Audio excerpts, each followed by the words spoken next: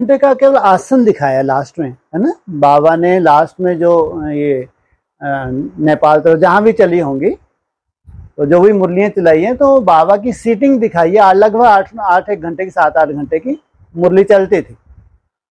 लेकिन क्या आप लोग जानते क्या उसके बाद बाबा निराकारी स्टेज में नहीं रहते होंगे क्या?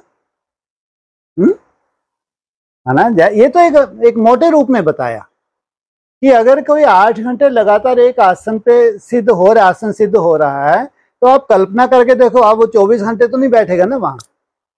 वो तो केवल एक इशारा दे रहा है कि जरूर सिद्ध हुआ है वो, तब तो 8 घंटे की सीटिंग हो रही है। लेकिन इसका मतलब ये है कि जब वो जाएगा उसके बाद निराकारी स्टेज में रह सकता नहीं रह सकता, ये सब चीज छोड़ दो।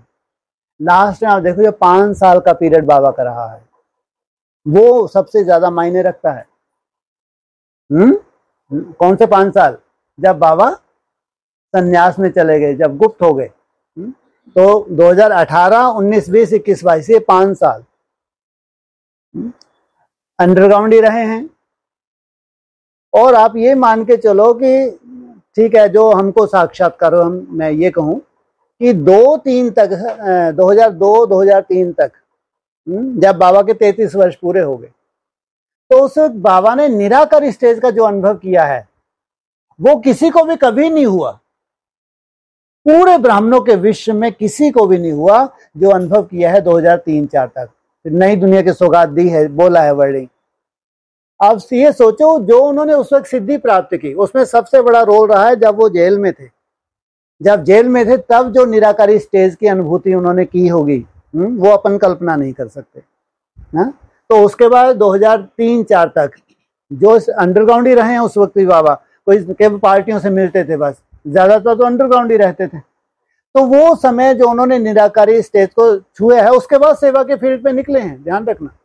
वो उनकी अंतिम वानप्रस्थ अवस्था थी। 33 वर्ष जब पूरे हो जाते हैं ना, तो वो कहलाती है अंतिम वानप्रस्थ अवस्था। उसके बाद उसका कोई पुरुषार्थ नहीं रहता, उसके बाद कोई पुरुषार्थ नहीं है। लेकिन उसके बाद सेवा के फील्ड पे 14 वर्ष वनवास, हम उसको वनवास ही बोलते हैं। क्यों वनवास बोलते हैं? क्योंकि जहां भी जा रहे हैं उनके साथ तीर उधर से भी चल रहे हैं, तीर उधर से भी चल रहे हैं। एक तरह से उन बच्चों को सेटिस्फाई करने के लिए क्या कर रहे हैं?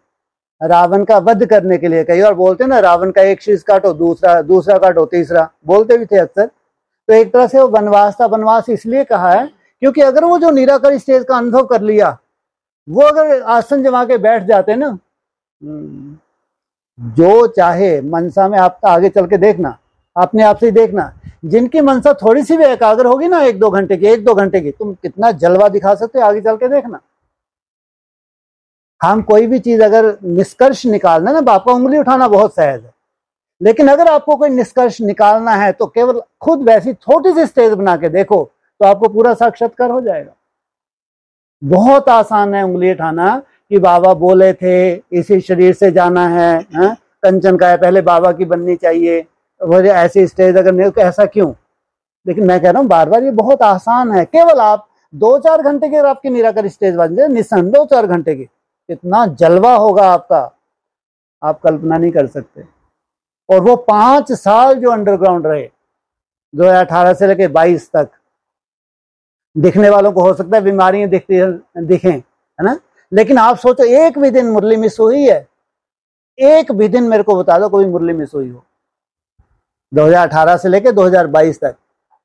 और खास लास्ट 84 डेज, जन्माष्टमी से लेके बाबा का अव्यक्त होने तक, इन चीजों के सबूत नहीं है। लेकिन आप जैसे जैसे निराकारी स्टेज में जाएंगे, कम से आपके लिए पूरा संतुष्ट कर देगा ऊपर वाला। क्यों, इनको क्यों बुलाया गया है, क्या रहस्य था, इनको ऊपर आने के बाद क्या सेवा करनी थी। ब्रह्मा बाबा को ऊपर बुलाया तो क्यों बुलाया, ब्रह्मा बाबा के द्वारा कैसे पूरे विश्व में ढिंडोरा पिटवाया, अब इनको ऊपर बुलाया तो कैसे इनको अव्यक्त आत्माओं को अव्यक्त बनाना है। तो कुछ तो सेवा करेंगे, कुछ तो होगी अगर ऊपर बुलाया ऊपर वाले ने। इसलिए बहुत आसान है बाबा के ऊपर उंगली उठाना। लेकिन अगर आपको उत्तर चाहिए तो थोड़ी सी निराकारी स्टेज बना के देखो, आपको घर बैठे ऊपर वाला साक्षात्कार करवा देगा हकीकत का। ये सबसे बड़ी सच्चाई है। जब आप निसंकल्प होते हैं ना, तो आप चाहें तो अपने डैमेज सेल को चार्ज कर सकते हैं। जो हमारे पास बुढ़ापा आता है उसका कारण ही है, हमारे सेल क्या होते हैं, डैमेज होते जाते हैं, धीरे धीरे बुढ़ापा आता है।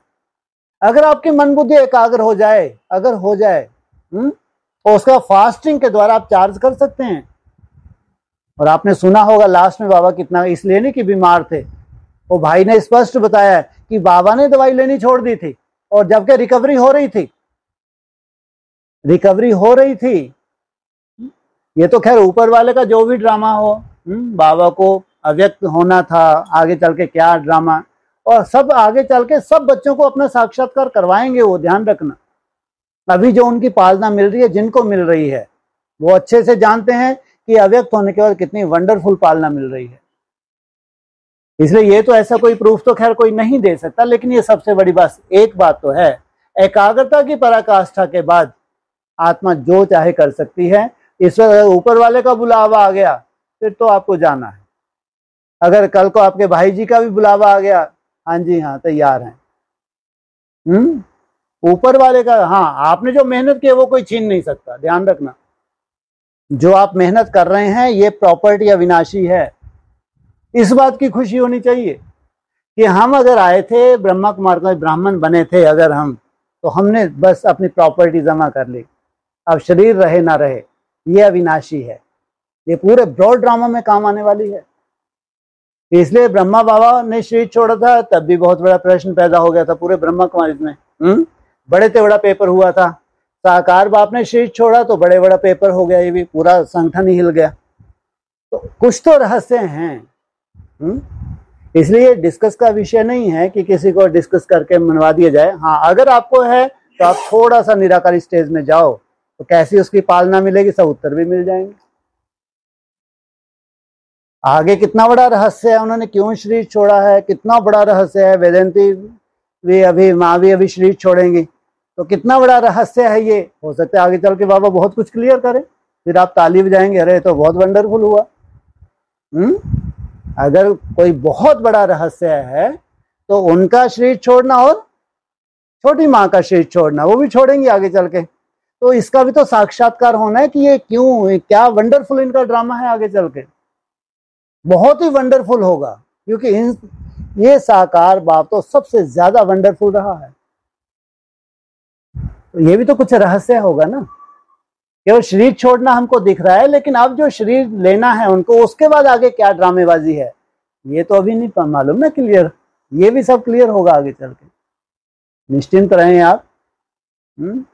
ठीक है, होता है प्रश्न तो होता है, लेकिन ये सबसे बड़ी सच्चाई है